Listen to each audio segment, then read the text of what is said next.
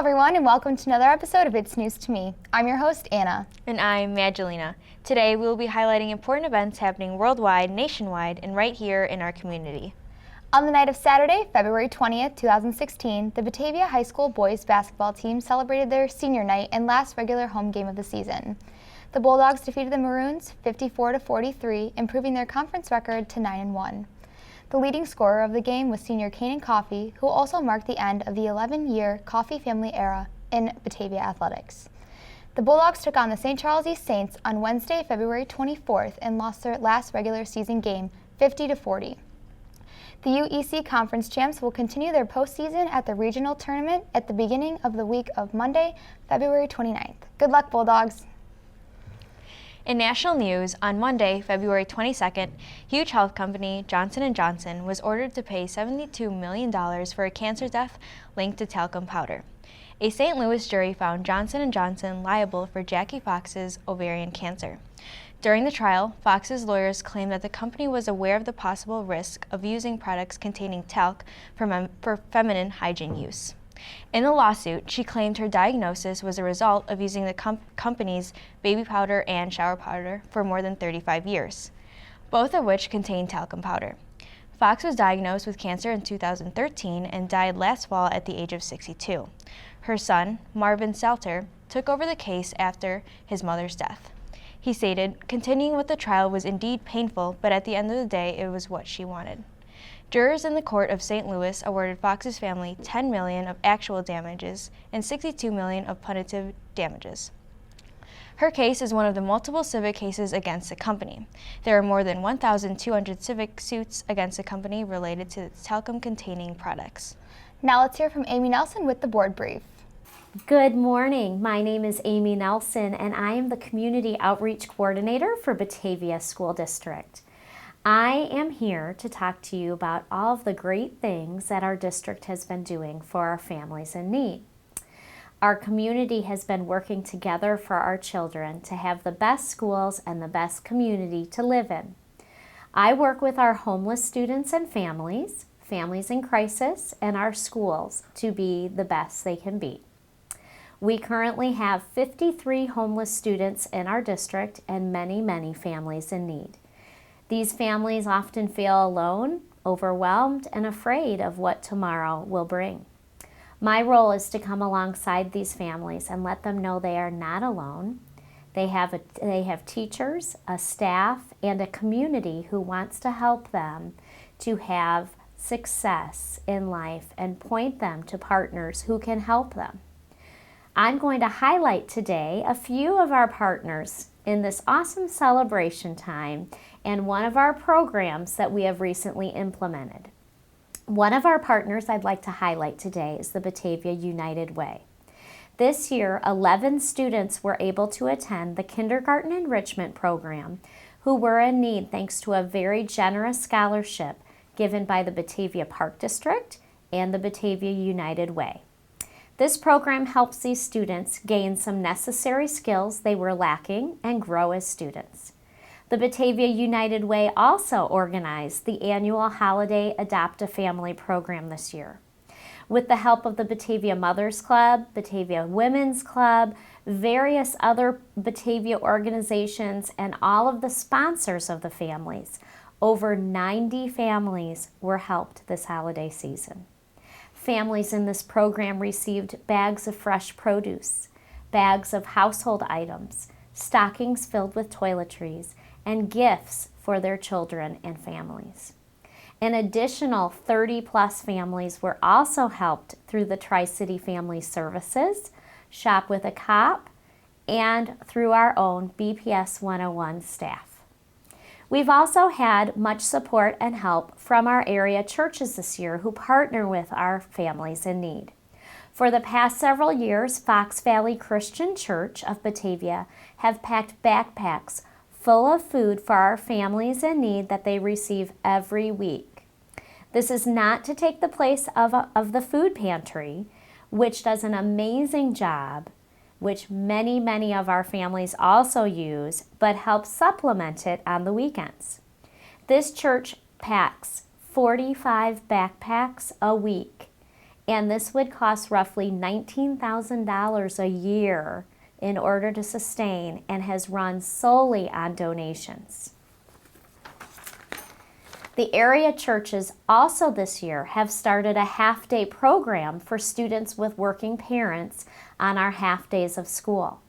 This has been an amazing success and help to those families in need of that care so that they can work. The kids have loved it, as many of our own Batavia High School students have come to help and build relationship with these kids. The support from these organizations is outstanding. The last partner I'd like to highlight is our partner Chip In. Chip In was formed several years ago to help our homeless families and students in need here in Batavia. Each school has a Chip In liaison, and various organizations are represented in Chip In, like the Batavia Rotary, Batavia Women's Club, and all of our community who cares about our families and students in need. Chip In helps our families on a weekly basis in a variety of ways. They have helped find coats, shoes, and boots for students through the help of the Batavia Clothes Closet and Food Pantry. They have helped families with gas cards, baby needs, extracurricular costs, school supplies, bikes, summer camps, summer classes through the Park District, car repairs, donations of cars, laptop help, Halloween costumes, and transportation help, just to name a few. They have helped with the Batavia Apartments and the purchase of a van, which also was purchased with the help of area churches, with the help of the BPS 101 staff, with the help of the Batavia Foundation. All kinds of organizations helped make the van come to be. It now runs 5 days a week and helps those families that live at the apartments who don't have transportation with medical appointments, food trips, field trips, and getting students from our mentoring program. They also help in a variety of other ways. They have helped families find a new start with the help of ReHome, as our families who move from homelessness into their own homes who have no furniture now can have their own beds that have been donated and donated furniture for their new home. They have helped kids to be able to attend the early childhood program and receive transportation who do not have vehicles. They have helped fund before and after school programs for kids in need. They have helped with a middle school executive functioning program, which helps supply organizational materials for students without access to them and learn how to do so. And finally, they have helped fund an after-school mentoring program for students in need, the program we have implemented that I will conclude with. Our after-school mentoring program is a program I'm very proud of.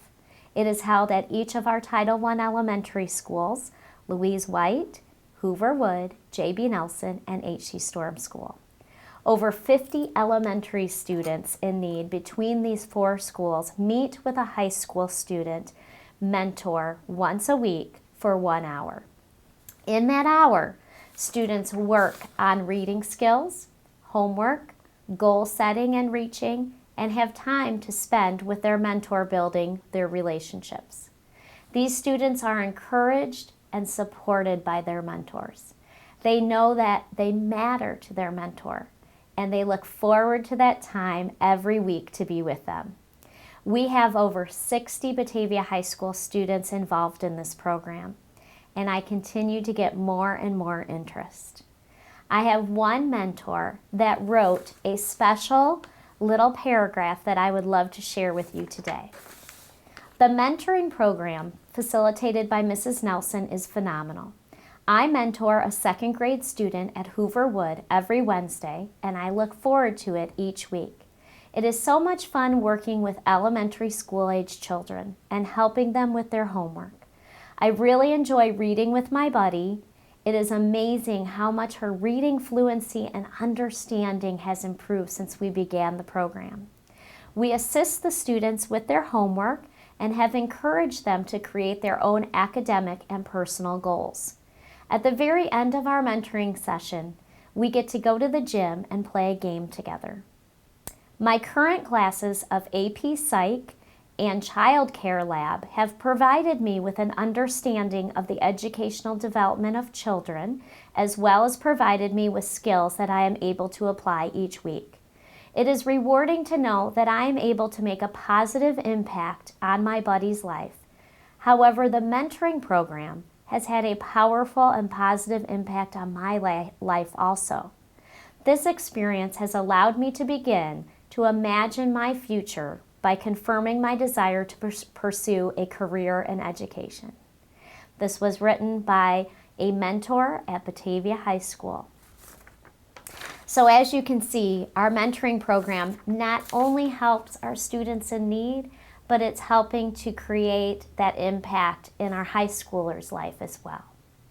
You may be wondering today, how can I help? How can I be a part of this? I would encourage you to chip in on Facebook, and we often post needs on their Facebook page that you can help with. I would also encourage you that if you have furniture to donate, to call the Rehome Center in Geneva, Illinois, and they will help you with that. Also support our local food pantries by donating food items to them, and Fox Valley Christian Church as well, who also packs our backpacks. And then also, if you have a high school student who would like to get involved with our mentoring program, please have them contact me at amy.nelson@bps101.net. So thank you for listening, and we are so proud of these accomplishments here in Batavia School District and the Batavia community. Thank you. In more national news, on Wednesday, February 24th, Florida health officials announced that 3 pregnant women has tested positive for Zika virus. A new release says that all 3 cases are believed to be travel-related. In response to the news, Governor of Florida Rick Scott requested 250 more Zika antibody tests. The virus is rapidly spreading through Latin America. Scientists are currently studying the connection between the babies that are born. The birth defect, called microcephaly, may signal brain damage. In Florida, a total of 32 cases have been reported, although only 3 of the 32 confirmed show the symptoms of the virus. These symptoms are not severe at first. They include fever, rashes, and redness of the eyes. There is currently no vaccine against this virus. The IHSA Wrestling State Finals were held at the University of Illinois Urbana-Champaign on Friday, February 19th and Saturday the 20th. A couple of Kane County locals and students in Marmion Academy in Aurora were able to take home some of the titles in the Class 3A. AJ Jaffe, a senior at Marmion Academy, won his first state title in the 138-pound weight class. Jaffe's overall record was 43-6 this season, and he was able to secure the championship win over top-ranked James Hernandez of Oak Park River Forest High School. Marmion's other state champion was senior Nathan Traxler, who ended his season with a record of 46-2. This is Traxler's second consecutive state title at 182 pounds. Congrats to both of the state champs. Here's Bill McGrath with Municipal Minute. Hi, I'm Bill McGrath, the City Administrator, and this is the Municipal Minute. We're taping it on Wednesday, February 24th, 2016, and as always, there's a lot going on in the city. Last night, the Committee of the Whole, or the COW as we call it, talked about a lot of matters. They recommended approval of the 2015 International Property Maintenance Code, and the City Council will vote on that at its March 7th meeting. You can take a look at that by going to the city's website and looking for the agenda for last night's meeting, and there's a link there that will take you to the memo and the actual document.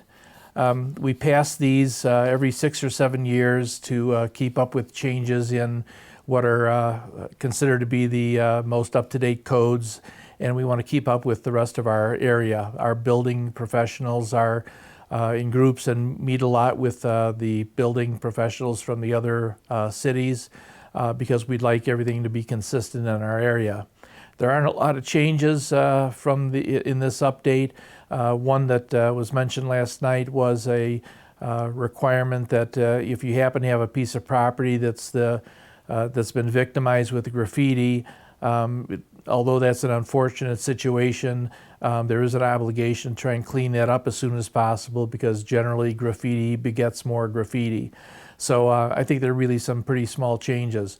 In the bigger picture, the reason why we have a property maintenance code, of course, is to keep our city beautiful, maintain our quality of life, and maintain the quality of our housing stock, which is very important to us.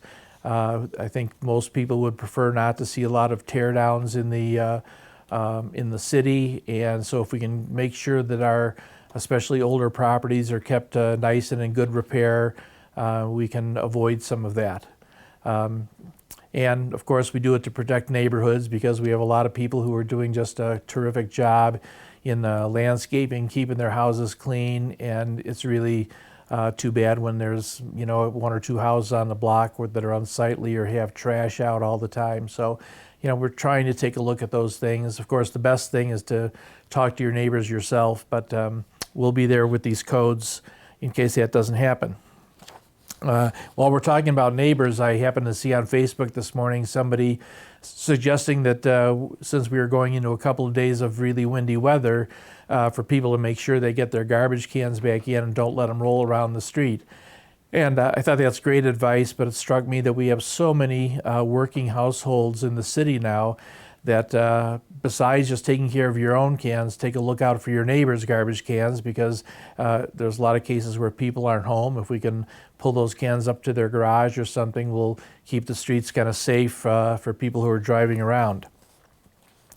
Also last night at the Committee of the Whole, there was a discussion, and the committee voted to recommend that the City Council approve our partnering up with St. Charles, Geneva, and North Aurora to investigate and educate us on the possibility of creating a community land trust.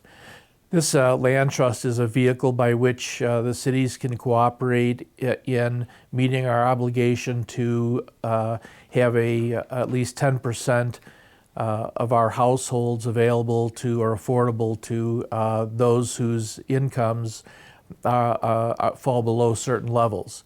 And right now, Batavia has about 11% affordable housing. With each new house that's built that's to market value, that becomes more and more difficult to maintain. When we hit that 10% mark, we're obliged to have an affordable housing plan. So the four cities are trying to be way out in front of this, and so we'll be engaged in that over the next 6 or 7 months. And certainly, if anything is proposed, there'll be time for public input and public comment. Aside from affordability, which is really important, because a lot of the services that we all enjoy are delivered by people who don't have large incomes, and so it's important that they be able to live around here.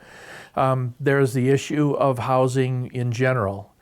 We only have 4 major pieces of open property left in the city. One is the so-called Prairie Commons parcel, which is on the east side of Kirk Road at Wind Energy Pass Extended.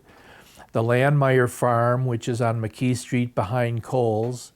The Thompson Farm, which is on Fabian Parkway at the north southeast corner of Fabian Parkway and Wenmouth Road, and the Siemens site.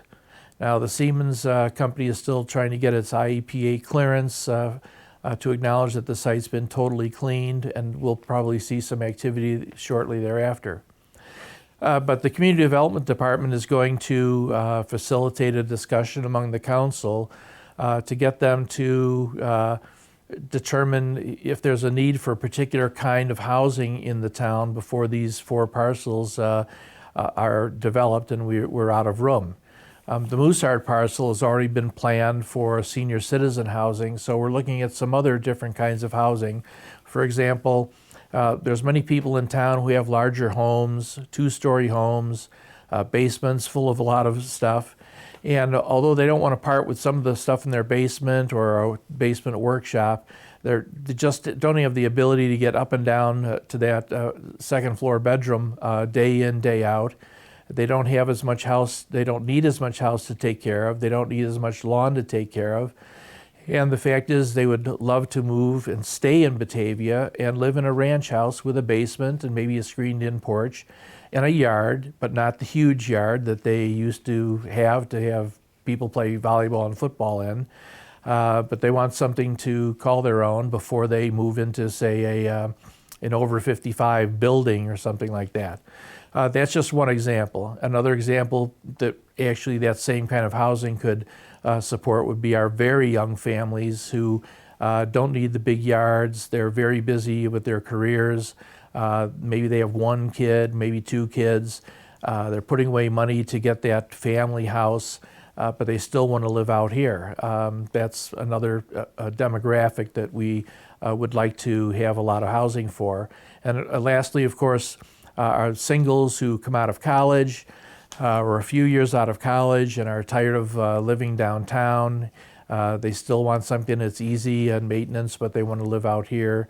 So the City Council will be having that conversation, and I'm sure it'll be reported. And if you have any notions of what kind of housing types you would like to see here, please just call your alderman and let them know, or call the Community Development Department and let them kind of know, and we'll go from there.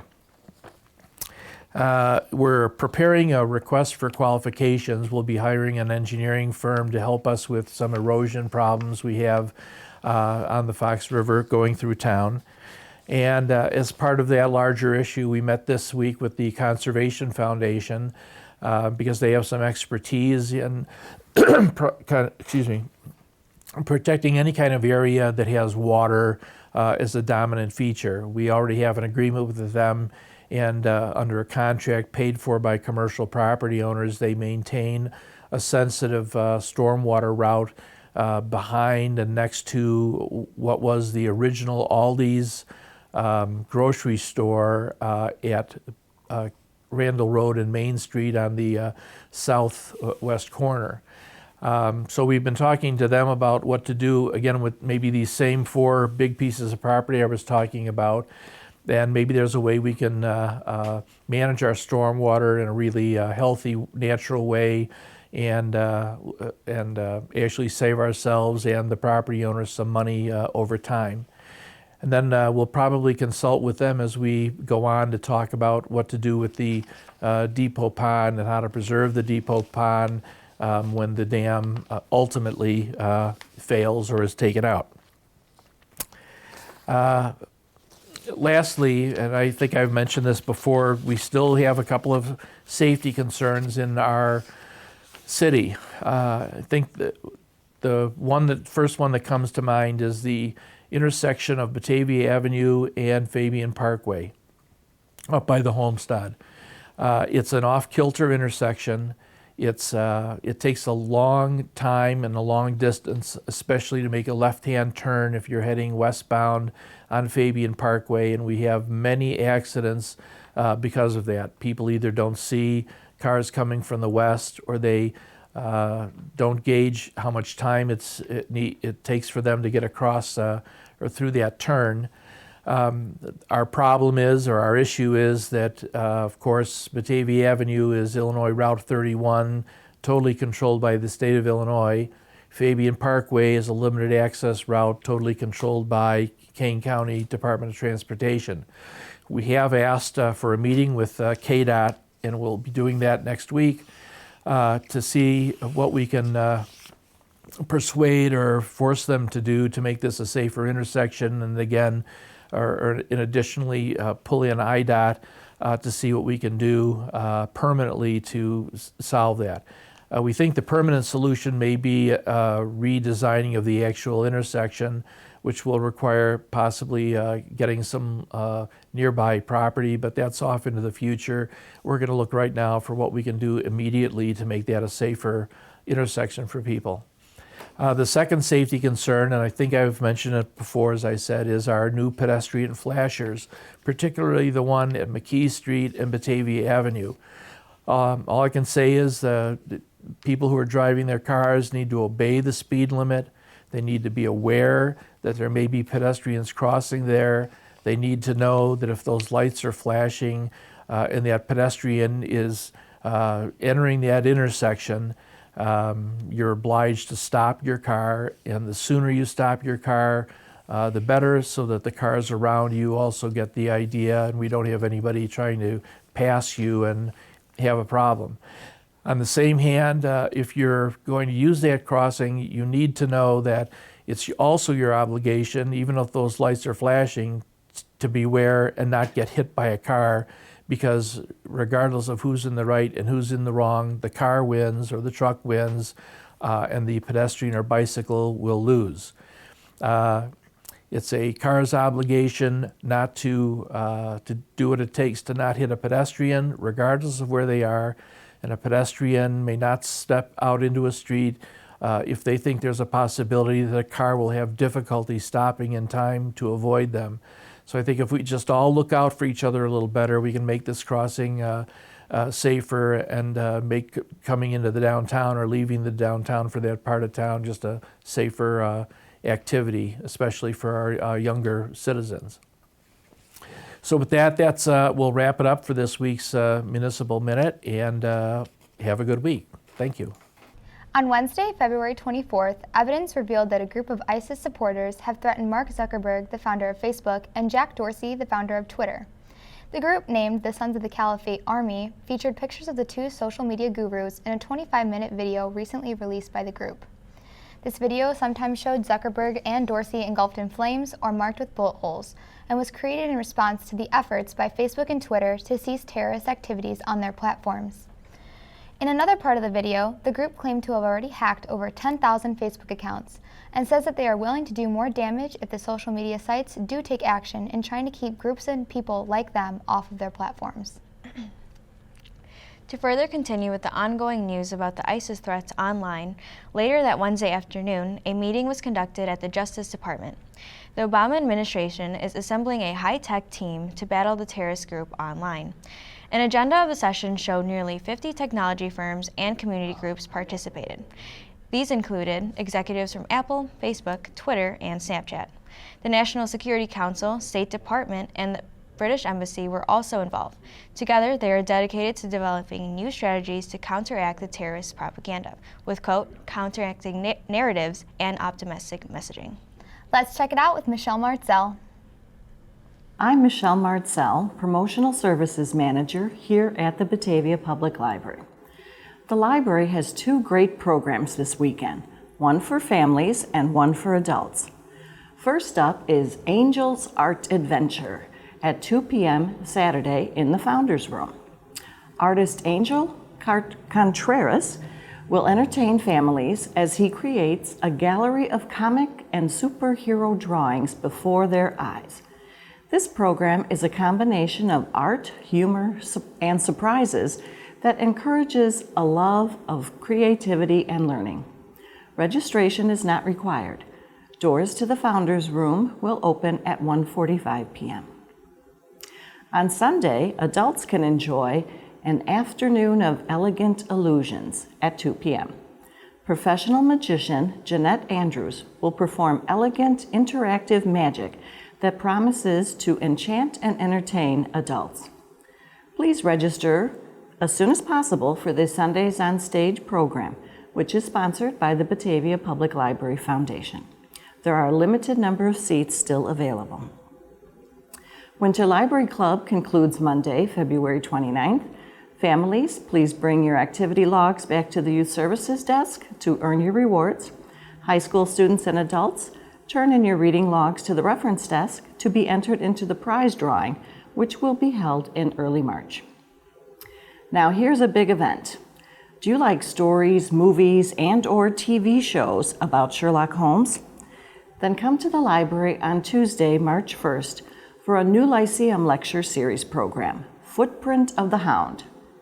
Tim Johnson, who is the curator of the Sherlock Holmes collection at the University of Minnesota Libraries, will talk about Sherlock Holmes, Arthur Conan Doyle, The Hound of the Baskervilles, which is the One Book, One Batavia 2016 selection, as well as everything else Sherlock. The University of Minnesota's collection is the largest collection of Sherlock Holmes materials in the world. If you have any questions about Sherlock Holmes, Tim Johnson probably has the answers. Please register today for this lecture, online or by calling the reference desk. The lecture is co-sponsored by the Batavia Public Library Foundation, the Friends of the Batavia Public Library, and the Kane County Chronicle. For more information on library programs for children, teens, and adults, visit the library website. I'm Michelle Martzell, and I hope to see you at the library. On February 25th, a man from Kentucky, Josh Hamilton, is recovering from severe burns on his thigh after his electric cigarette exploded in his pocket. During the time, he was at a local gas station when the surveillance cameras were able to capture it on video. E-cigarettes are battery-operated devices that release liquid into the form of vapor. Neither the devices or liquids are regulated by the FDA, like tobacco products normally are. An incident like this isn't the first of its kind, and so the FDA is considering some options. In music news, Kesha, the hip-hop artist, was denied a court injunction to cease the creation of music under her current contract and label with Sony. Kesha's reasoning behind wanting to back out of the contract was due to her abuser at the record company, Dr. Luke Gottwald. Gottwald was the executive producer of 2 albums that Kesha has put out, as well as a few individual songs. The two also collaborate when writing the pop star's music. Back in 2013, fans of Kesha began to notice that she wasn't herself any longer, and that Dr. Luke was intervening with too many aspects of Kesha's career and personal life. It was then that the Free Kesha campaign began to surface. Just a few months after this, Kesha was admitted to a rehab center in an attempt to cure her of her eating disorder. Kesha, along with her mother and father, claimed that she was forced to lose weight by Dr. Luke in order to preserve a certain image. Kesha is currently in the process of suing Dr. Luke for other things like sexual harassment, sexual assault, gender violence, civil harassment, violation of unfair business laws, etc. Many celebrities have publicly supported Kesha's attempts to be free of her contract, and Taylor Swift even donated $250,000 in order to help her with buying out her contract. Let's join Katie Drum with the Park Bench. Hi there, I'm Katie Drum, the Marketing and Sponsorship Coordinator for the Batavia Park District, and welcome to the Park Bench. We have some really great events coming up next month, so be sure to mark your calendars. Our annual Easter egg hunt is actually coming up on Saturday, March 19th, very early this year. So all little bunnies are invited to hop on over to participate in the annual Easter egg hunt and see the Easter Bunny. Everyone should meet at the pavilion by 9:45 a.m. Group leaders will be dividing children into age groups and taking them to separate hunt areas. So don't forget to bring a basket to hold all of those goodies. And in spirit of the event, participants are asked to please bring a non-perishable food item or a paper product to be donated to the Batavia Food Pantry. The hunt begins at 10 a.m. sharp, located at the West Main Community Park, and we'll be meeting at the park shelter. This event is also for ages 2 to 8 years old. And for you dog lovers out there, don't miss out on our doggy egg hunt, also on Saturday, March 19th. Join us at the Bark Park as your dog hunts for treat-filled Easter eggs. All dogs must be leashed during the event. Pre-registration is requested, but we will accept registration at the gate of the Bark Park starting at 11 a.m. We will have pet-friendly vendors on site from 11 a.m. to 1 p.m., so be sure to stick around. And a portion of the proceeds will benefit Anderson Animal Shelter. The hunt will begin at noon sharp, so for more information, please call 630-879-5235. And after all of the Easter festivities, be sure to join us for an evening of green fun and attend Earth Hour. It's a one-of-a-kind event. Earth Hour is a global movement uniting people to protect the planet by switching off lights for one designated hour.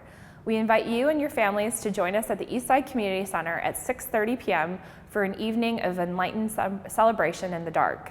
There'll be games, storytelling, candlelight yoga, foot and chair massages, and more. The Fox Valley Astronomical Society will also be there setting up their telescopes. For more information about the event, please visit www.earthhour.org. Earth Hour is also brought to you by the Healing Arts Metaphysical in cooperation with the Batavia Park District. If you have any other questions about upcoming events or opportunities at the Park District, please be sure to visit our website at www.bataviaparks.org or follow us on Facebook, Twitter, Pinterest, or for other more fun Park District information. And other than that, we'll see you next time on the Park Bench. The Peter Pan-inspired home of superstar Michael Jackson has been cleaned up and put on the market for $100 million. The former estate just out of Hollywood is now called Sycamore Valley Ranch, including 2,700 acres. You won't find the carnival rides, amusement park anemones, or train tracks here, but the famous greenery that spells out Neverland is still intact. The 12,000 square foot house is located between two lakes and is one of the 22 structures on the property, some of which include 2 guest houses, a swimming pool, a basketball court, a tennis court, and a movie theater, along with a dance studio. That's all we have for today, everyone. Thanks for tuning in to another episode of It's News to Me. Most of our programming is viewable online at mybatv.com or on YouTube under the username BATV1017. Don't forget to visit our Facebook page to stay up to date on all of the station's current happenings. Thanks again for watching. I'm Anna. And I'm Angelina. And that's News to Me.